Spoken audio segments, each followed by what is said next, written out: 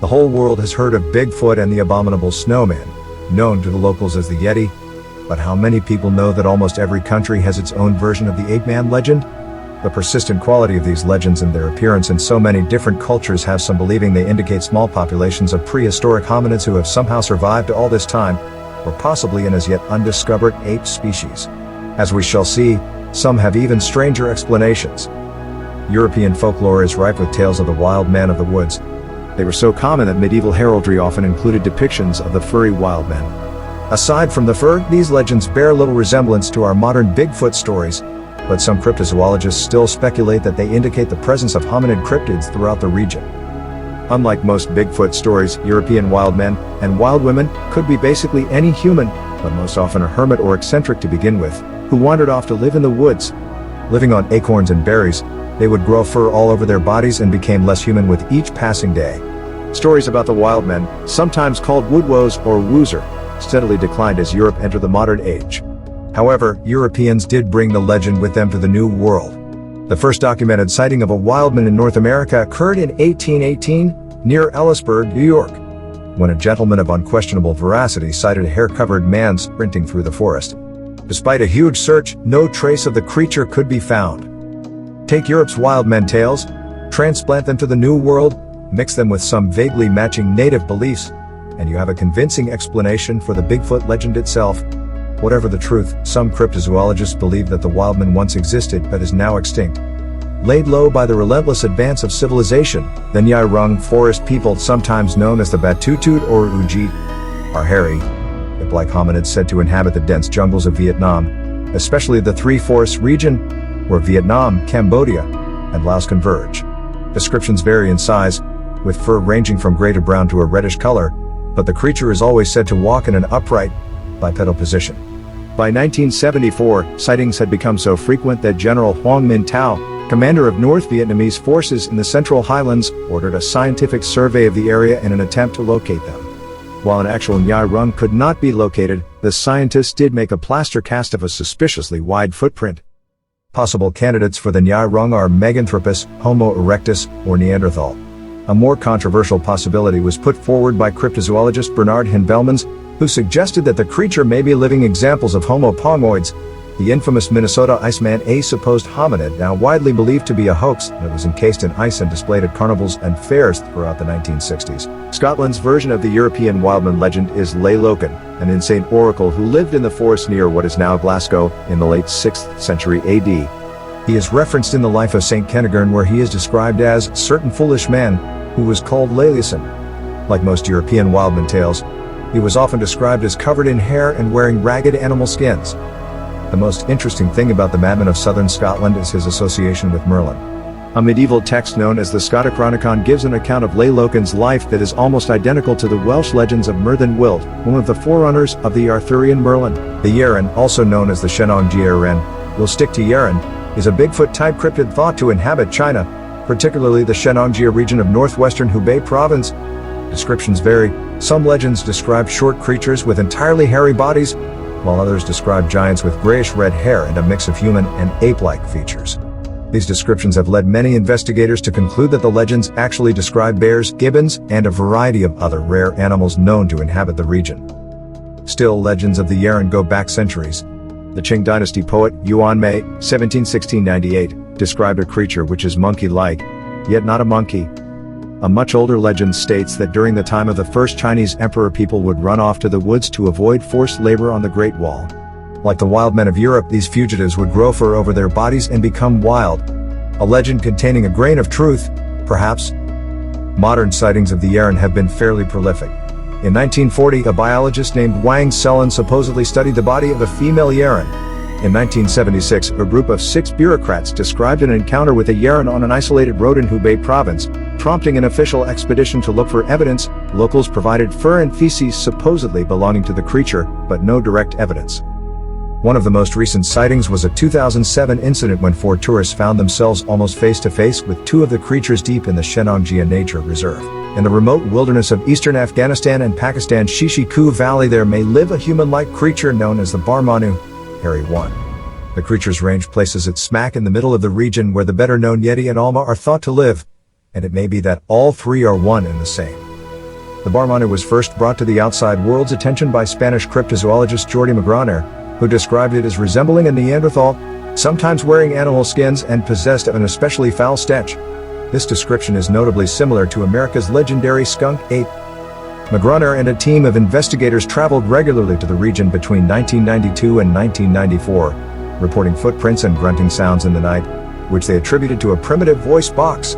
Magraner continued his research, but on August 2, 2002, tragedy struck when he was murdered by his Pakistani guide just a few weeks before he had planned to return to Europe with his findings. Interestingly, when Magraner showed eyewitnesses illustrations of various real and alleged hominids, the picture they consistently chose was one of the Minnesota Iceman. Probably the most famous cryptid on this list is the Alma, Mongolian for Wildman, which hails from the Altai Mountains of southern Mongolia. Professor Boris Portnev of the Moscow Academy of Sciences used eyewitness accounts to put together this composite description of the beast. There is no underlayer of hair so that the skin can sometimes be seen. The head rises to a cone-shaped peak. The teeth are like a man's, but larger, with the canines more widely separated. Portnev's description also noted that the Alma could run as fast as a horse. Breeding pairs live together in underground burrows, eating small animals and vegetables and emerging at night. Similar to the Barmanu, the Alma is noted for a distasteful smell. Because there are so many older, traditional tales of the Alma and similar creatures among the peoples of Central Asia, these sightings of humanoid cryptids bring up the interesting possibility that early humans may have interacted with still surviving versions of primitive hominids. When asked about this possibility in a USA Today article, after an intriguing pinky bone was found in a Siberian cave that was only 30,000 years old, folklorist Michael Heaney noted that such legends have been known in the area for centuries. The reports of wild men, although having typical mythic overtones, do often reflect what we know of primitive hominids. Presumed Almas of Central Asia could be any one of a number of pre-sapien ancestors. Within the vast forests that surround Alaska's Lake Iliamna, it is said that a mysterious hominid-like creature lurks, reaching 3 meters, 10 feet, in height and covered in dark, shaggy hair. Sightings of the creature have been fairly regular, with one as recently as 1999, when a group discovered huge tracks along the bank of Belkovsky Bay.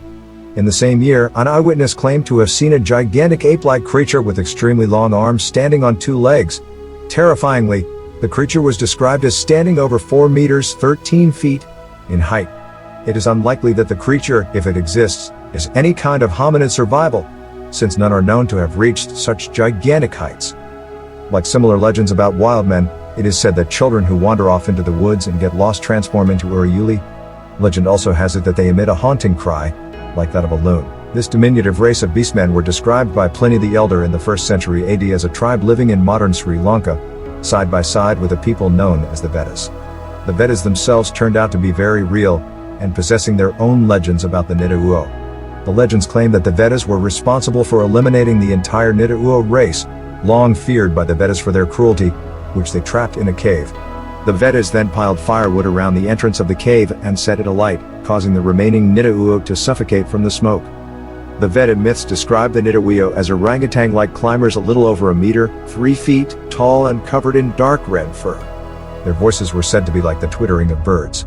Similar to the Alma, many cryptozoologists believe that these legends describe a cryptid hominid still living among modern humans within recorded history, but going extinct before it could be documented. Yet in 1887, British explorer Hugh Neville documented tales of more recent warfare between the two tribes. Although again the Nidauo were supposed to be extinct by the time Neville came along, he reportedly learned from a family of Veda lineage that the Nidauo were exterminated 4 generations earlier, around 1775, and that a relative of the family had actually taken part in burning their last homes. In the 1940s, British primatologist W.C. Osman Hill concluded, based on descriptions and some rather flimsy evidence, that the Nidauo must be Homo erectus. Later, in 1963, Captain A.T. Rambuquela theorized that the Nidauo may have been a species of Australopithecus, the famous hobbit hominid, based on its reputed small size. Back in the 1970s and 80s, the Honey Island swamp region of Louisiana became briefly famous as the home of a bipedal man creature dubbed the Honey Island Swamp Monster, the Southern Fried Bigfoot, or simply the Thing. The rumors were started by 2 hunters, Arlen E. Ford and Billy Mills, who claimed to have seen the beast and presented plaster casts of its footprints, which they allege were found next to a wild boar carcass with its throat slashed. Unlike most hominid cryptid encounters, these casts indicated a creature with 4 webbed toe appendages, prompting some to theorize that the creature was some kind of cross between a hominid and an alligator or lizard. Reports quickly escalated in a state where every county and village has its own legends and monsters, and soon the Honey Lake region gained nationwide notoriety. There are some older legends that seem to justify the existence of the creature, or maybe inspired them. Local Native American tribes have a legend of a creature called the Lettish, a semi-aquatic man-beast raised by alligators in the depths of the swamps.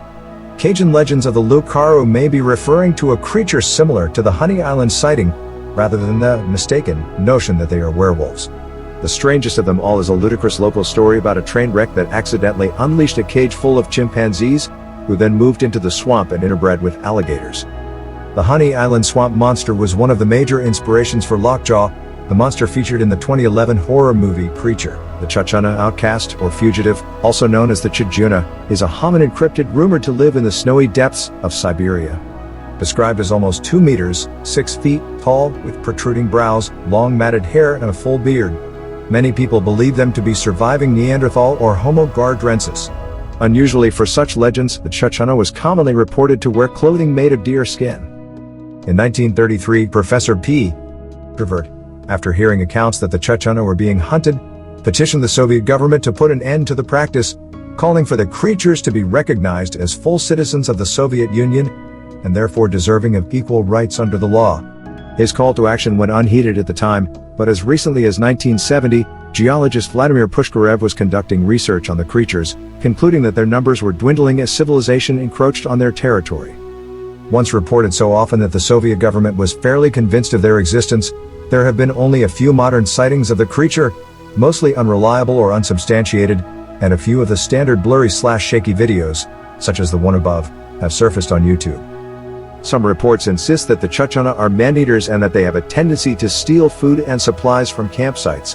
Despite a wealth of tales from throughout history, no physical evidence of any kind has been found to support the Chachana legend.